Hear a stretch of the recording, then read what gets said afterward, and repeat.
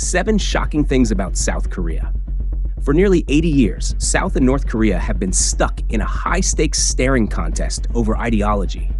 And in 2024, tensions are hitting new highs. It's even got Americans tuning in to see what's happening on this small peninsula. Picture this. Seoul, South Korea's bustling, ultra-modern capital, is just 50 kilometers from North Korea's missiles. So how do South Koreans feel about living right next to a potential hotspot? Well, they've adapted to it over time, treating it as part of life in Seoul. But make no mistake, they stay alert and aware of the risks, knowing peace is never guaranteed. But don't get too caught up in the geopolitics, because North Korean missiles are far from the only surprises here. South Korea is full of fascinating, but sometimes mind-blowing facts that might change how you see this remarkable country. In this video, we're diving into some of the quirkiest and most captivating insights about South Korea, things you may never have encountered before. Number 1. South Korea, the country with the highest rate of presidents prosecuted. When you think of South Korea, do you picture this? Presidents making history on one day and standing trial the next? South Korea, high-tech, hyper-modern, and, uniquely, one of the few countries where former presidents are almost as likely to face trial as they are to serve in office. You heard that right. South Korea holds a surprising record, one of the highest rates of former presidents being prosecuted after leaving office. How did this happen? It's partly because South Korea takes its political accountability very seriously. And the public? Well, they're not afraid to make some noise if they feel leaders have crossed the line. Take Park Geun-hye, for example. South Korea's first female president, impeached and eventually sentenced to 22 years in prison for corruption and abuse of power. Her close confidante, Choi Soon-sil, was found to be manipulating government policies and strong-arming massive companies for cash. This scandal wasn't just any political drama. It was a full-blown national crisis. Think millions of people on the streets, holding candles every weekend, demanding her resignation. And then there's Lee Myung-bak, another former president who found himself on the wrong side of the law. Embezzlement, bribery, you name it. His sentence?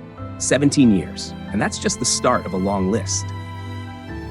Before them, we had Roh Tae-woo, convicted for amassing hundreds of millions of dollars in a slush fund scandal.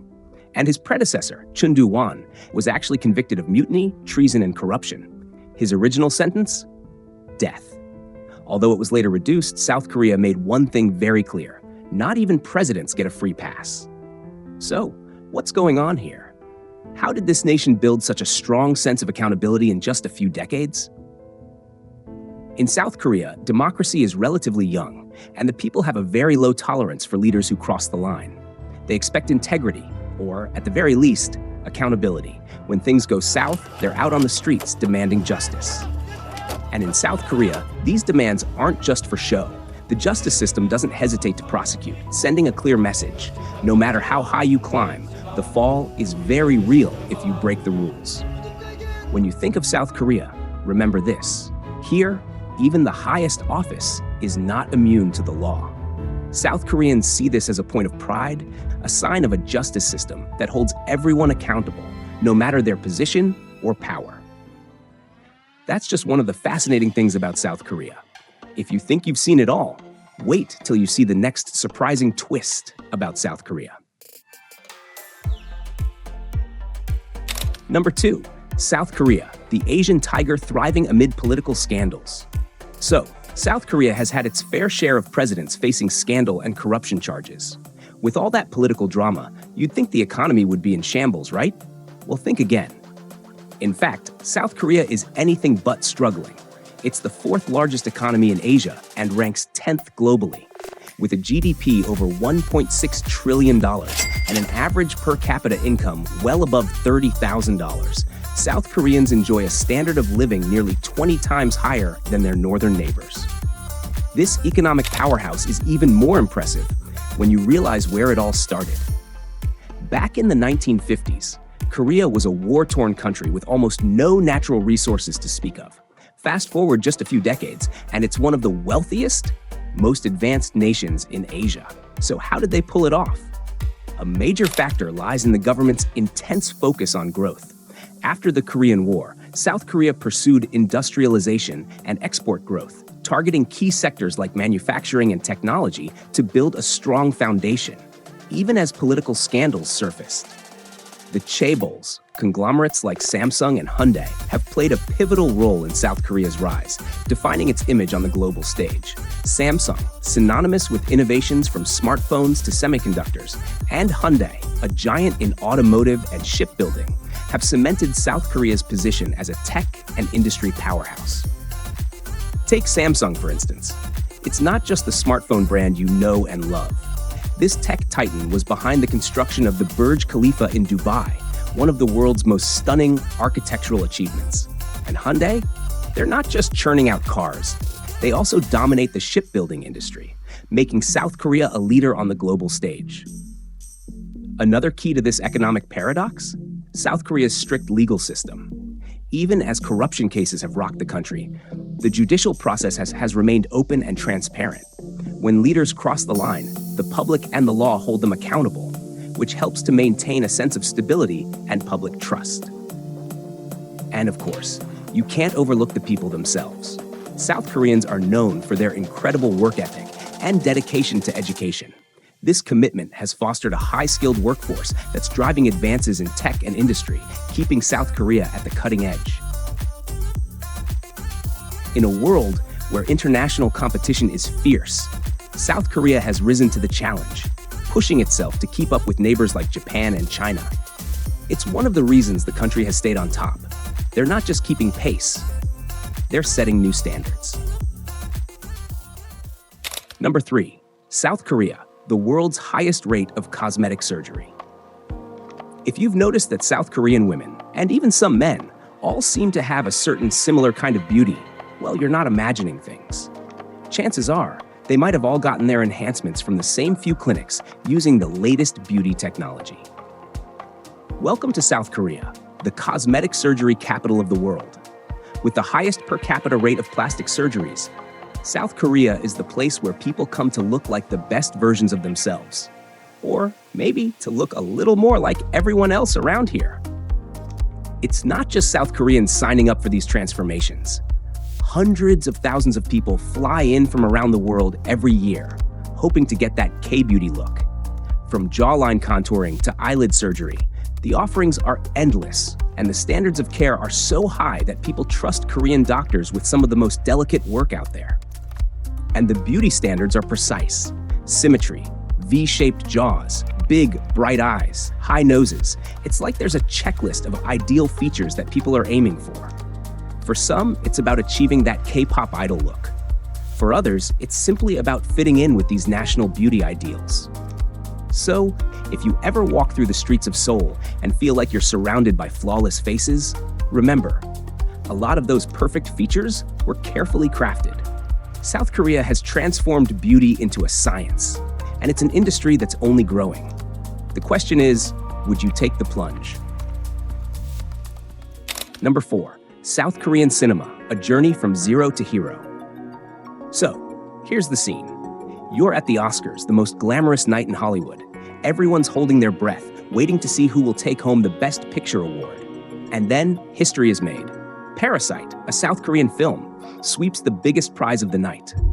Not only that, but it's the first non-English film in Oscar history to do so. Who would have guessed? From zero to hero, South Korea has gone from almost nothing in global cinema to standing at the very top. Let's rewind a bit. While Japanese cinema was making waves in the 50s and Hong Kong shined through the 80s and 90s, South Korea was still waiting for its time to shine. It wasn't until the mid-90s that Korean cinema finally had its moment.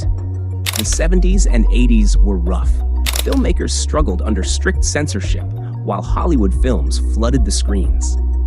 Then, in the mid-90s, a new minister of culture saw potential in Korean cinema, not just as entertainment, but as a way to bring Korean culture to the world. Government support was key.